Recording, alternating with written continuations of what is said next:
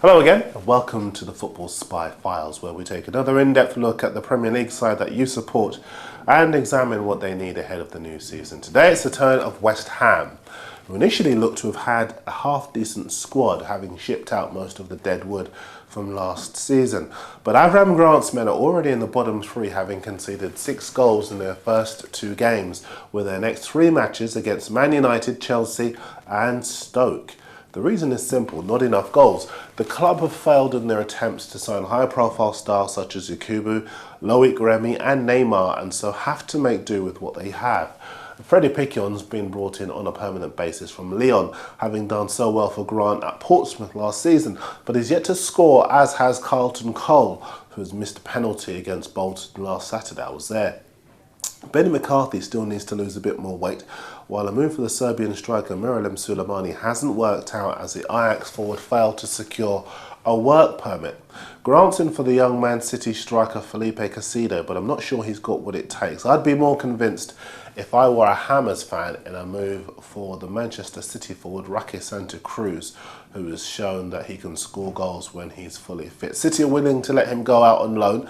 Lazio are at the head of that particular queue, but I'd be surprised if West Ham were not having a really good go at trying to nip in there ahead of the transfer deadline. They've already made an inquiry about the French, to the French side Lorient, about their forward Kevin Gamira. He's 23 with an okay goals record, and although Lorient want around £12 million for him, West Ham have managed to offload Alessandro Diamante, so they do have a few bob to spare. They might yet spend that money on the Inter Milan forward Victor Obina. He was having a medical last night at Upton Park ahead of a move there. He's a really good player. Now for me, West Ham are not too badly off in midfield. On the left, the Mexican winger Pablo Barrera's looks a real find. He's got a lot of pace, he's 23, got a very good final ball. The return to fitness of Kieran Dyer on the right is almost the equivalent of signing a new player, while the experienced Luis Belmonte can play on both sides. In central midfield, Scott Parker is a concern. He hasn't yet signed a 5-year contract that he was offered the other day, and the word on the street is that while Spurs haven't yet given up on him, Liverpool are also lurking. If he goes, then Grant and West Ham would have a real scramble on their hands to replace him, although the £15 million transfer fee would ease some of the pressure. The experienced Thomas Hitzelsberger, brought in on a free, could perform the Parker role, but if he were to be injured, then the East London side would be horribly exposed for me. Radislav Kovac, the other option, is just not good enough. The 26-year-old PSG midfielder Stefan Sessegnon would be an option, as would the Getafe midfielder Derek Boateng. Both good players. We understand West Ham have made a move to snatch Boateng from under the nose of West Brom. Boateng's a particularly good player. He's from Ghana. He was voted the Spanish club's Player of the Year last season. Of course, the likes of Jack Collison and Martin Noble, they'll be in the mix, but it's keeping hold of Parker that's going to be West Ham's priority this summer. Right back's another priority for Avram Grant. He's not impressed with Julian Faubert there, and Valone Barami looks to be on his way to Palermo in Italy.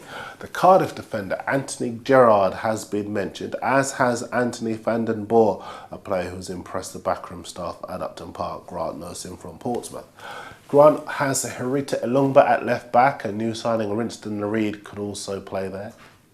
The Hammers also have a number of options at centre-half, but they may still sacrifice Matty Upson, who wants European football to stay in England contention, and bring in more cash to strengthen. In goal, the club say they're fully behind Robert Green, but I think that may well be because they haven't had a bid worth listening to yet.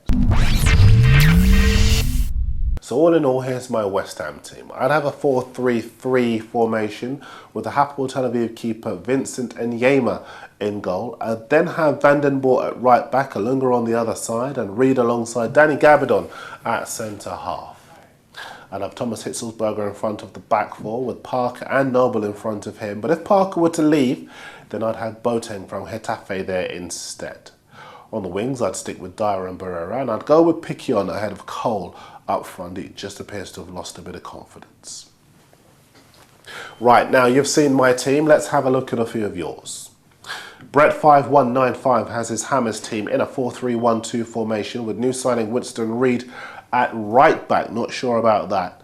He's got Hitzelsberger and Barrera either side of Parker, and Gamero in behind Cole and Abino. It's a good attack, but not sure about that midfield or the defence. This is Omar Solberg's West Ham 11. He's got Green in goal, Valon Barami at right back, with Alunga at left back and Reed alongside Upson at centre half. Parker and Hitzelsberger form the shield in front of the back four, while Stephen Ireland's the attacking midfielder, with Suleimani on the right, Barrera on the left and Piquion up front. The only trouble is Suleimani's not coming and Ireland is now at Aston Villa. Carson Gasly's West Ham team lines up in a 4-2-3-1 formation. He has a young defender Da Costa at centre half along with Upson, with Nadir Berhaj at left back. Parker and Hitzelsberger provide the protection yet again. Barrera's on the right, but next in that, I don't know, I'm not sure about that midfield. Kevin Prince Boateng, Jimmy Bullard, they may not well get into my team. To be fair, with the exception of Da Costa, whom I think is fairly inexperienced, it's an okay side, but I'm just not sure about that attack formation behind Piquion. Right, now we've seen your team, so let's have a look at where you think the Hammers will finish this season. Richard Price doesn't see them going down, but he sees them finishing fairly close to where they did last season. Late Frajat has the Hammers a place lower in 16th, but Parja Jarjing has the Hammers in 10th, slap bang in the middle of the table. Interesting to see he has Grant's side finishing above Aston Villa and Fulham.